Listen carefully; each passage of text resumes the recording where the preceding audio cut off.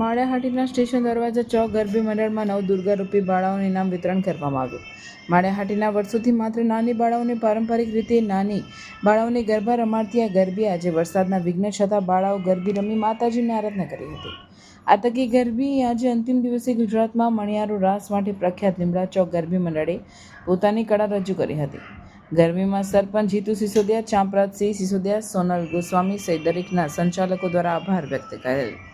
નમસ્કાર મિત્રો, હું છું લોક સાહિત્યકાર ભરત બોરીચા અને આજે અમારી સ્ટેશન દરવાજા માળિયાની અંદર દર વર્ષની જેમ આ વર્ષે પણ મા આદ્યશક્તિ નવરાત્રિનું આયોજન થયું હતું।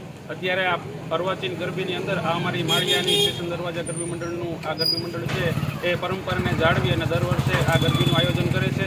એ ગરબી મંડળની અંદર આ વર્ષે આજના દિવસે વરસાદના વિઘ્ન વચ્ચે પણ અમારી બાળાઓને ઇનામ વિતરણનો કાર્યક્રમ છે એ કરવામાં આવ્યો હતો અને આજે આ માળિયાનું પ્રખ્યાત લીમડા ચોકનું રાસ મંડળ એ પણ આ ગરબી મંડળની અંદર આજે રાસની રમઝટ બોલાવી હતી। આ અમારા ગરબી મંડળને ખૂબ સહયોગ જેમનો મળ્યો છે એમાં માનનીય અમારા સરપંચ જીતુભાઈ બચુભાઈ સિસોદિયા તથા ચાપરાજભાઈ મુડુભાઈ સિસોદિયા તથા પ્રતાપભાઈ ધીરુભાઈ સિસોદિયા તથા બાળાઓને તૈયાર કરવામાં સોનલબેન ગોસ્વામી તથા અનિલબેન પાલાએ ખૂબ સહયોગ આપ્યો હતો। આ તમામનો આભાર માની અને બધાનો આભાર વ્યક્ત કરું છું।